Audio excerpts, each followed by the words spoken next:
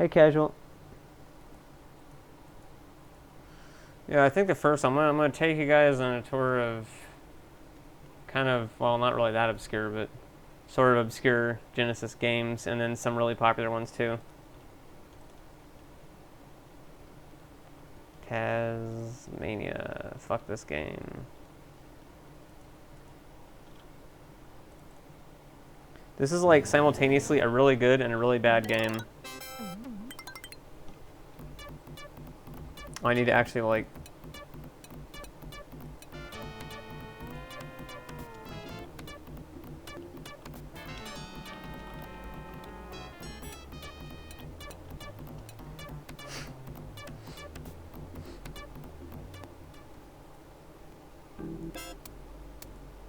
Alright, so here's the thing about this game.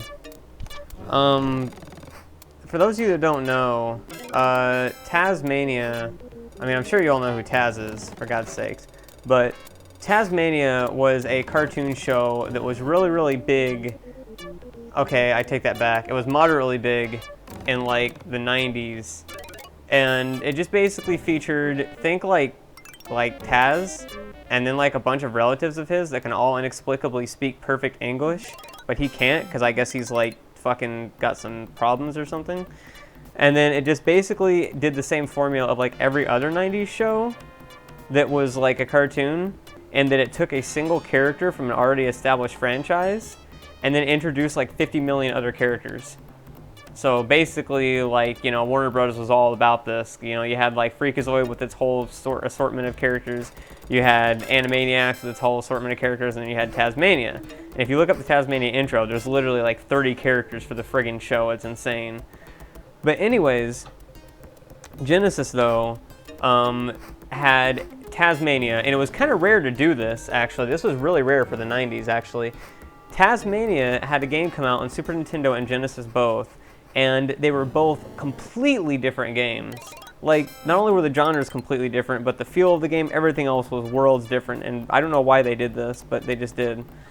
But this version of Taz-Mania is known as being extremely annoying. So, just randomly here, this is his, like, dad. He's just like, alright, we got big old prehistoric seabird eggs. And so that's his, like, sister and his brother, and then, like, a turtle. For some reason, Taz can randomly speak now. He can randomly say eggs when he can't normally speak. I don't know. He can't even speak in the TV show as far as I know. So it's only a legend. Well, of course, you know, Taz just don't give two fucks, so he's just GTFO'd. She's still got the, like, grin on her face when she's saying uh-oh, because they couldn't afford the money to actually, you know, change their sprite back then. But yeah, this game is notoriously annoying and difficult and extremely unforgiving. So basically, you have a bunch of stuff you can do. You can jump, and then you can press the A button to do this weird growl thing, which, you know, as a kid, this is probably a somewhat horrifying face. I remember not using this move that often intentionally for this. I don't remember what this move does. I think it freaks out enemies or something. I don't even know. But, yeah. Anyway, so there's that. And then you can jump, and you can spin. Now, spinning is like pretty much your main mode of doing stuff. Like, you spin, and that's it. And your spin is literally everything. It's your damage, it's your whatever else. Oh yeah, so now you eat these. So now if you press A, you spit out fire randomly. That's like the very first thing in the game. Oh yeah, and if you drop down there, you instantly die. Also, Taz can eat pretty much anything he gets his hands on, except for these guys. These guys make this sound, and this sound will stick in your head if you've played this game a bunch. You hear this sound over and over. That's all they do. And you can jump on their heads and get into Stufu, but it's kind of hard to do because the controls in this game are really, really wonky, and you maintain movement. Like, I'm not pressing left or right.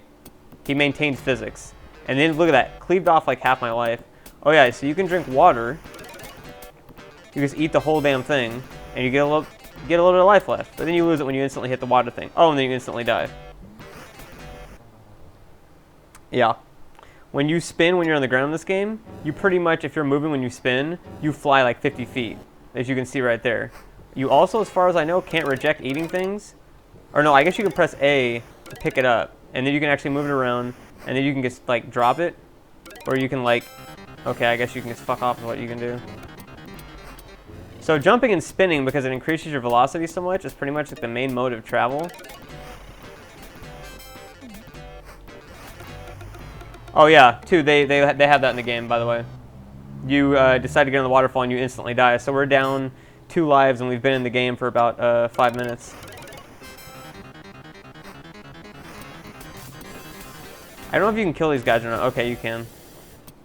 Yeah, this is instant death too if you fall down this. Also, every little movement you do makes sound.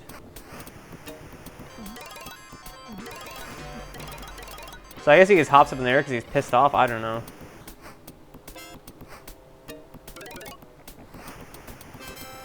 And then you have a checkpoint because the game probably realizes at this point it's pretty unfair for you to die twice within, like, 5 minutes. Oh yeah, if you spin, you kill everything, including items you could pick up normally. So that's kind of bad.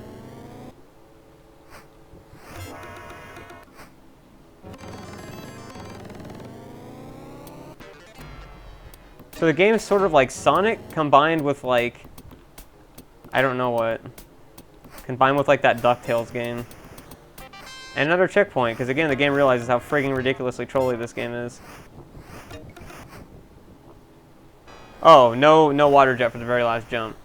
No. And that's it. You have 3 continues. So when you continue, of course, you have to start back at the very beginning of the level.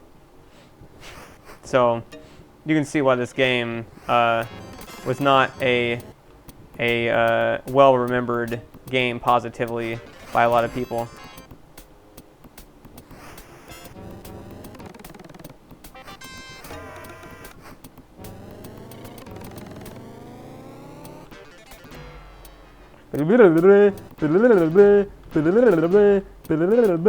Yeah, you will never forget that. Those guys are like in the whole game, like all the time.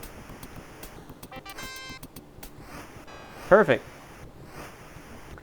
I have heard of Ranger X, yeah. I just haven't played it. That's just how you do it right there. Fuck. So there you go, you now have advanced 1 level. There are a lot of levels in this game. I think there's like 25 levels or something like that. Like, I don't know what those guys are even supposed to be. They're just like tongue mouths or something. I don't know what they're even supposed to be. I really don't understand either how drinking water randomly helps him get better.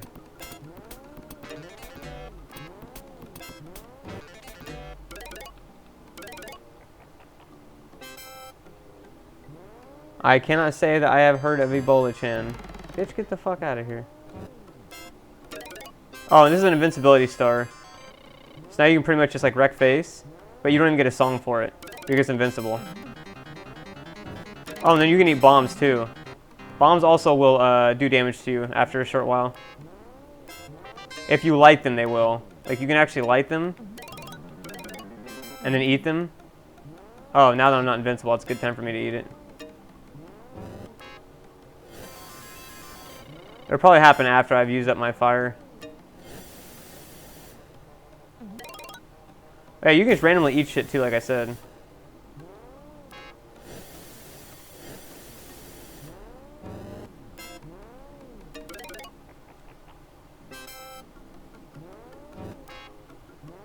The game makes you do a lot of leaps of faith too.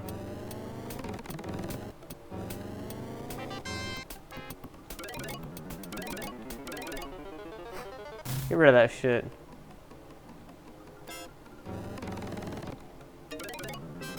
Well, I could say a bomb and just took off half my life, so that's pretty...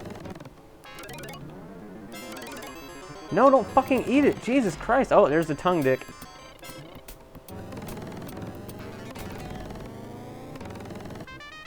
Yeah, so this game is extremely trolly. I have played Daffy Duck the Marvin mission some, yeah. So here's the weird thing. If you've noticed the whole time, this game has been going at 30 FPS. But when you get to the boss stages, everything magically moves at 60 FPS, which is pretty rare for a Genesis title. And the bosses are pretty much like idiot mode, especially when you've got a frigging star you can just eat. You can just be like, lol. And so you basically have to damage them by jumping on their head, which is easily accomplished, I'm sure. Which is easily accomplished. Which is easily accomplished. There you go. You just keep on doing this. And that's it. That's it. You just literally bash these guys' heads in for no reason.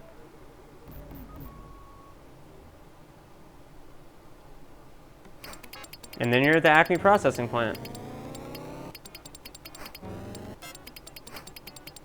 And that's about all I can stand of this game. That's about it. This game's just really bad. So, yeah.